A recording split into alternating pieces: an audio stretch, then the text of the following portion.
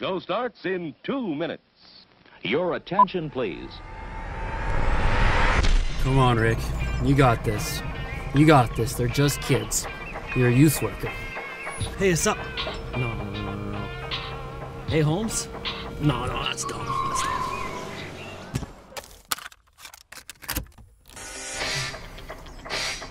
Come on. You are the tiger. You are the tiger. Or I am not the tiger. As I drive through the valley of the shadow of death, you are with me. And go on without me.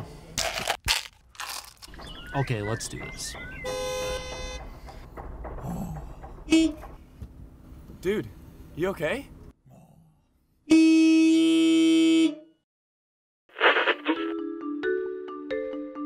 All right, Jen, I got a question for you. First time that you were put into a relationship with a young person, how did it go? I went a lot on instinct and adrenaline, but overall wasn't really meaningful. Not so good. Well, the thing is, all of you are starting out into a new relationship with young people. And it's hard, and we know that. And what we're gonna do right now is give you a few ideas about how you can make that relationship successful, how you can love well in the middle of the relationship that you're about to step into. Empathy. The purpose of empathy is to fully understand what it must feel like to stand in another person's shoes. A lot of young people really don't like the shoes they're standing in during adolescence. It's a rough time. But through empathy, we can say to them, I want to know what it's like to be you. I care enough to figure out what it's like to be you. With empathy, what we try to do is we get perspective on the situation that makes sense to them. A lot of young people don't think that there's any adults who want to see it from their perspective. So empathy gives you that chance to say you matter. And how you feel about this, it matters to me. Empathy comes after asking some good questions, after giving some good invitations, and after listening to what they have to say. And many times, once you step into their world and see it from their perspective, they just might say, what do you think? What's your perspective on this? So often, life gives us the expectation that we need to act or look or sound a certain way in order to fit in and be accepted. Probably the hardest thing you will do in your time as a volunteer in youth ministry is to have patience with the kid who looks weird, who has that strange hair, who's covered in tattoos or piercings that you're not sure you agree with, or maybe just listens to that music that makes your head hurt. If we can look beyond the way that our students look and see their hearts, we'll begin to see them through the eyes of Jesus. We'll understand that what's on the outside has probably very little to do with what's on the inside. And when we can look inside, it becomes so much easier to accept them, to care for them, and to love them. Patience. When things have been going wrong for a lot of years in a kid's life, it's going to take more than a few months for them to correct themselves. Remember, you might not even get a chance to reap what you have sown into this child's life. Be prepared to deal with your own disappointment and even heartbreak at the choices that young people will make. And resist the urge to try to make them to fulfill your expectations of them so that you can feel successful. Remember the incredible patience that our God has with us, and demonstrate that patience by walking with the long haul through the good and the bad, through the choices that they make that you agree with and the ones that they don't. Giving advice. But what about giving advice? Well, caution people, hold on, yellow flag, flag on the play. You need to know that giving advice is something we probably shouldn't do. If you're a teenager, you've probably had entirely too much advice given to you by your friends, by your parents, by your teachers, by strangers you don't even know. They're up to their ears in advice and probably can't sort out the good from the bad.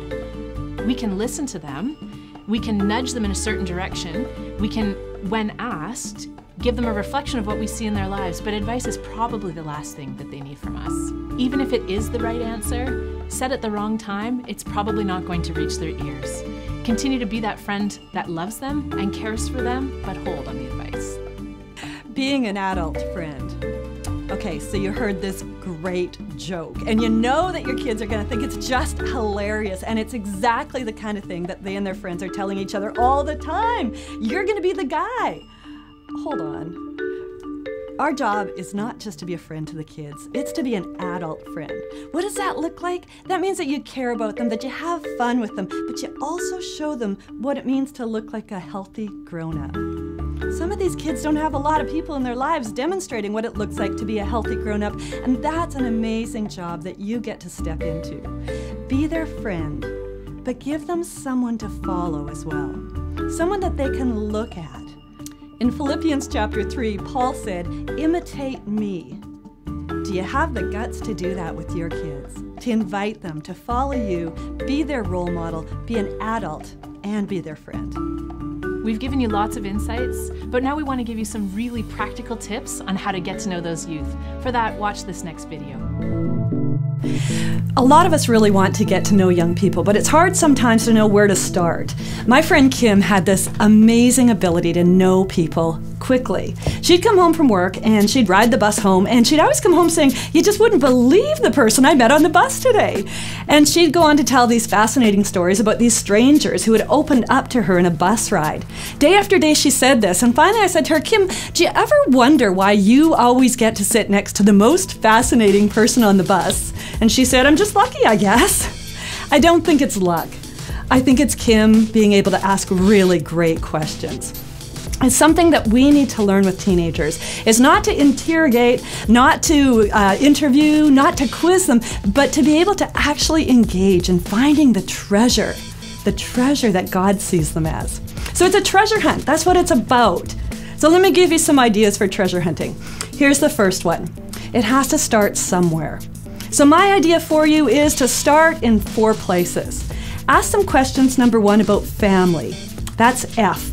I'm going to give you this word form, F-O-R-M. So start asking questions about family. A lot of kids don't live with their parents, and it's a bit of an awkward situation because you're not really sure who these people are in their house, and that's a great place to start. So how about saying, "Who lives in your house with you? Tell me about that." That's a great place to start with questions. And the second place is O, occupation. For kids, that has to do with where they go every day, the things that they do that they don't necessarily choose to, and for them that's school. Ask them about school. Ask them how they feel about school. Ask them about the things that actually frustrate them about school, or the places that they really feel like school fits for them. R. R stands for recreation. And recreation is the things they do that they want to do. For kids, it can look like all sorts of different things, but a great question to start with is, if you won $1,000, what would you do with it? If you had to spend it in a week, how would you spend it? That'll tell you about the kinds of things that a kid just likes to do. So those are just 3 places to start when you're just beginning, but the 4th place is M, and M is motivation. And that's where you want to go. Motivation is the stuff that pushes us and pulls us along as we go through life. And so when we're thinking about motivation, we're asking why questions. So why do you do that with your time? Why would you spend your money that way? What are their values? What are the things that kind of push them along or pull them forward in life? Those are 4 great questions that you can ask when you're starting to get to know a young person. Couple other things though. One of them is, make sure your questions are open-ended. That means the kind of question that you can't answer with just one word. How old are you? 14. Conversation's over. But if you say something like, "Tell me about," and then fill in the blanks, you'll have a better chance of moving into a conversation rather than an interview. Another thing is to be sure that you're asking about what things mean to them. You're not just gathering content, but you're finding what that content means to them. So you're asking things like, well, how did that affect you? So tell me about your day at school, and they tell you a story, and then you follow that up with, how did that affect you? That's finding out about how they're interpreting life, not just what's happening to them. You know, the thing that goes around all of these is that you can ask the best questions in the world, but if you don't listen, it's not going to make a lot of difference. So ask great questions, but listen. Let them know you're listening. You're listening to see the treasure that they are, the treasure that God sees them as.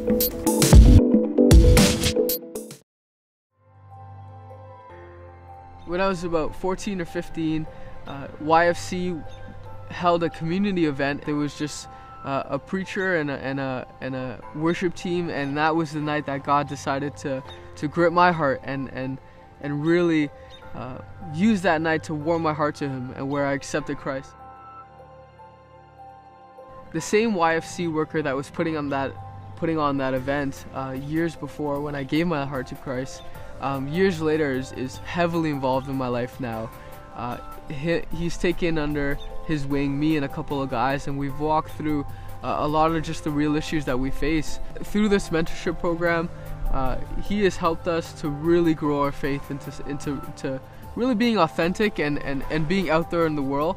If I didn't have the mentor that I do have through YFC, it's really hard to say where I would be. If there's one thing I could say to you, my own Youth for Christ worker, it would be thank you so much for modeling what it is to live a Christ-like life. Thank you so much for modeling what it is to love your family and to love the people around you, because it has spoken volumes to my own life, and it leaves me wanting to do the same.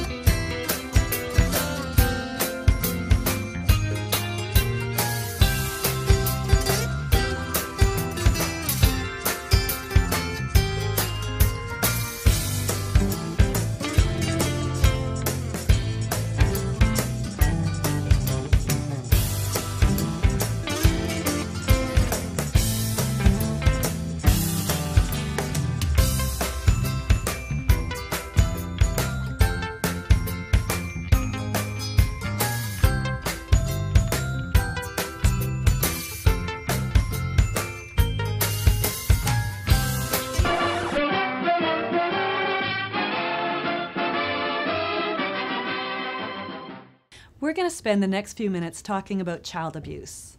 And I wish we didn't have to. But abuse in its many forms is one of the most serious problems facing our society today.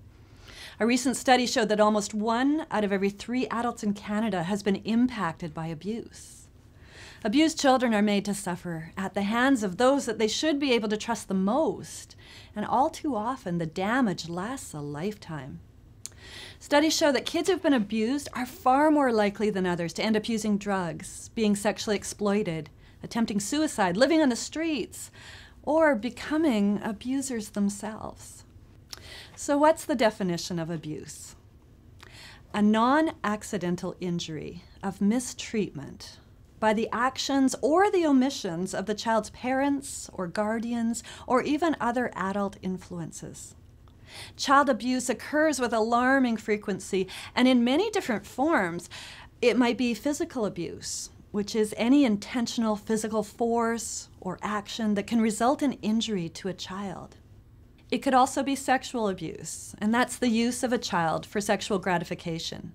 This includes sexual touching as well as non-touching abuse, such as making a child watch sexual acts or take sexual pictures of themselves or videos.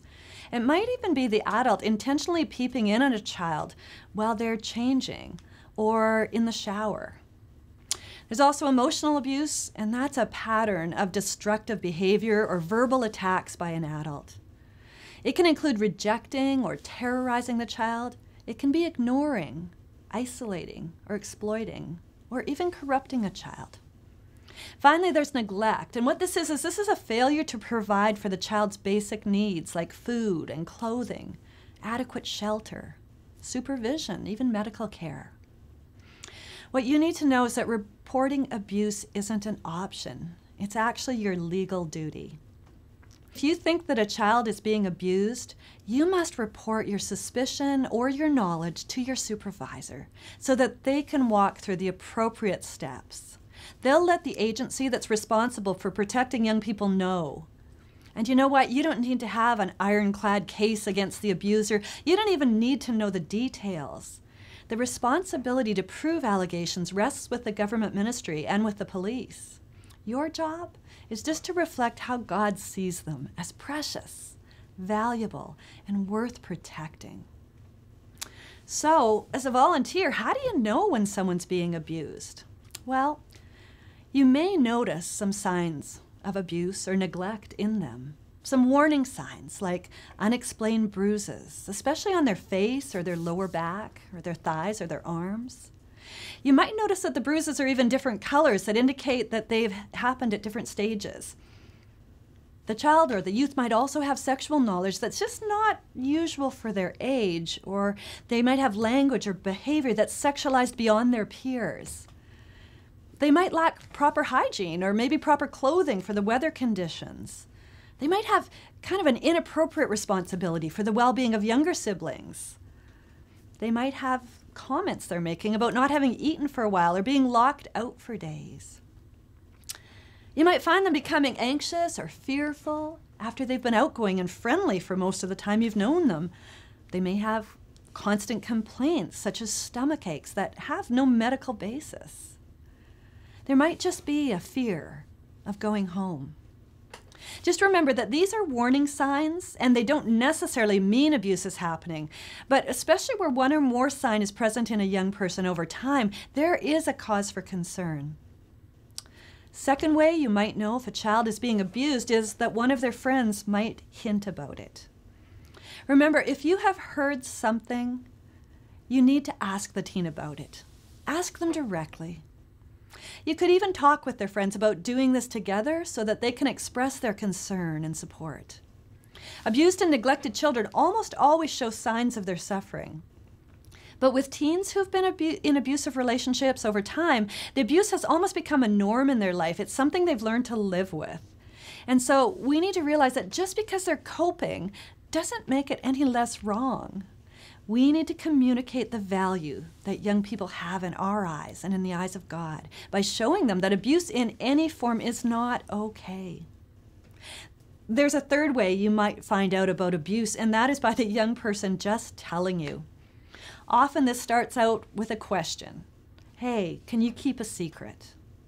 The answer to that is, I don't keep secrets that might allow my friends to be harmed because I care too much about them to let that happen. If they do choose to tell you about abuse, here are a few things to keep in mind. Number one, stay calm. If this has been happening for a while, you don't need to rush out and make something happen for them in the next 5 minutes. First, you need to listen. You need to stay calm. You need to listen. Use your eyes, use your ears, use your posture to show them that you're entirely there for them. Secondly, let them know that you believe them. And let them know that you think they're strong because they're talking about this. Thirdly, tell them you're so sorry this has happened, that this is part of their story, but let them know this is not their fault and this doesn't define them. Fourthly, don't say that everything will be fine now, because it may take a lot of time before everything is ever fine again. After you've listened to their story, you do need to contact your supervisor, and you need to tell them what you've heard. You need to tell the young person that you will be doing that and involve them in that process as much as possible. Often a young person will be very concerned after they have heard that you'll tell the supervisor, and the supervisor will report this to the authorities. They're going to think their family's going to get blown apart. Everything is going to be just a mess.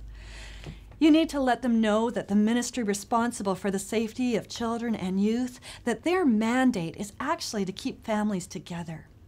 And that by letting them know about this, the family is actually going to get support. They're going to get services that might help health come back to this family unit. Let them know that children and youth are only removed from homes if there's immediate danger. Put their mind at ease. If you suspect abuse is taking place and the young person is unwilling to talk about it, one thing you can do is you can connect them to the kids' help phone at the number below. They can even stay anonymous, and a trained counselor will listen and walk them through the situation. Don't let your own fear of not knowing what to say or your uncertainty about what will happen next hold you back from standing for kids who might not think that they're valuable to stand up for themselves. I grew up in a non-church going family. Through family experiences, I was very broken, and I really didn't feel like there was any good need for me. I guess I felt more like a burden if I went to go talk to my mother or something like that, because I felt like she was already dealing with so much as a single mother. I always thought I was alone, everyone else had the perfect family. My cousin, who is my best friend, suddenly passed away. It really took a toll on me because I never experienced death before, but it just drifted me further away from God. I never understood why, if there's a God so great, why he would put so many difficulties into our family. It took me a while to get on board with God, I guess. It definitely started by going to the youth center. I had a lot of questions. I was pretty skeptical about believing in something you couldn't see. I was never comfortable talking face to face. I was very shy. I was very self-conscious. I didn't ever want to stick out, and I had so many questions, but if we were in a group setting, I always had that fear that I'd just look like an idiot. And so I started journaling with one of the staff members, and I would just have these questions, and we'd just pass it back, once a week or whenever I had questions, and it really would just open my eyes. And she'd give me Bible verses to read, and I would just study on them. Eventually, just getting more into the Bible, becoming more comfortable with myself and who I was with God, made me more outgoing. It made me more comfortable for who I am, and even with all my little insecurities that I still struggle with day to day, I know God's made me who I am for a reason. People always say, I'm so sorry for what you went through, and I couldn't be more thankful for what I went through. I'm happy I did, actually, because God's given me this gift to be able to connect with others, and I wouldn't change it for the world. The encouragement of the staff and people around, just having that prayer for me and all this support is definitely what kept me going. He's really opened my eyes that I want to become part of youth ministry, and I truly believe if the youth center wasn't there or the staff wasn't there to back me up in my faith, I would just be a lost cause.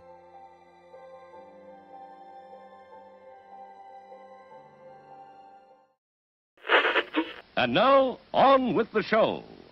We know it's exhausting sometimes to walk with a teen who's going through some heavy things in their lives, but we want you in this for the long haul.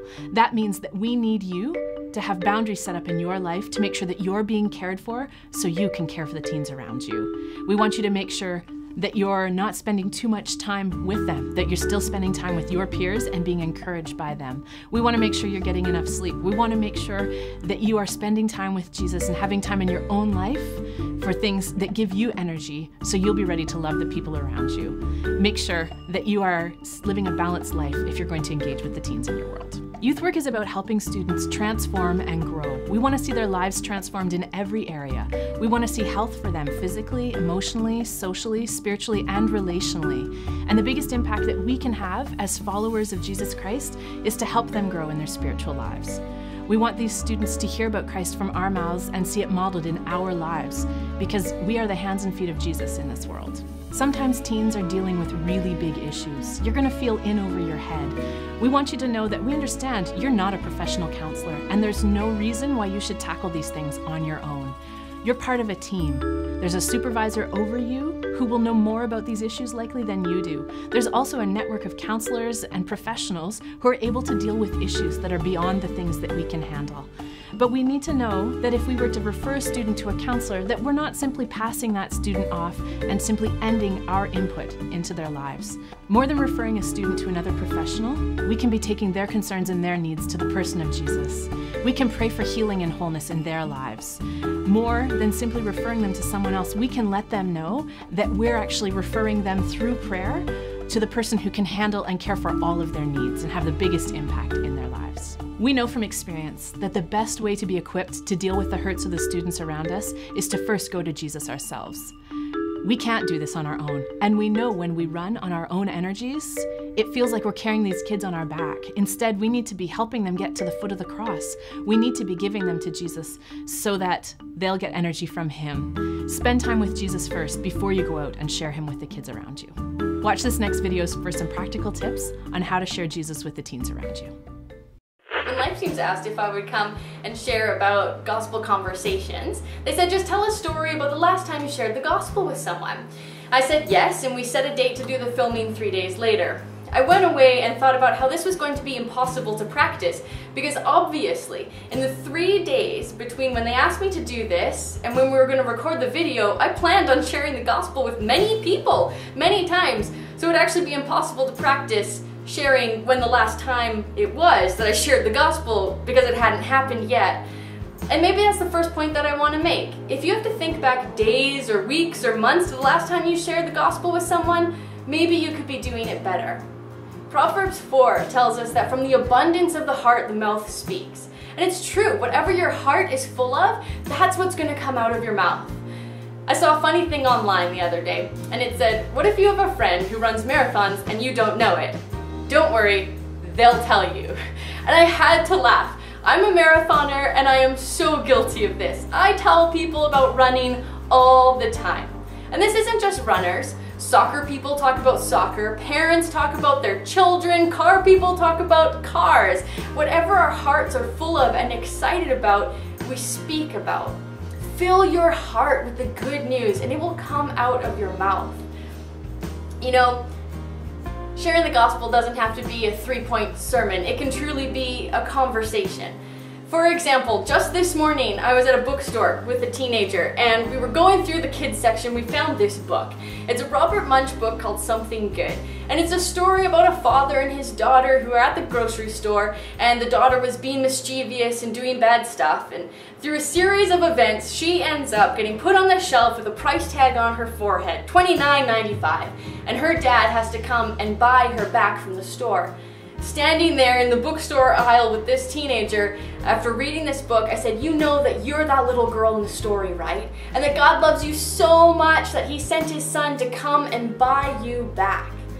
The gospel story can be told anywhere. Now, the moral of the story isn't to go out and buy this book and share it with people. No.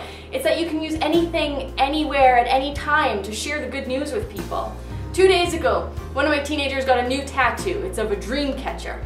And she told me about how it's to keep the bad things out and only let the good things in.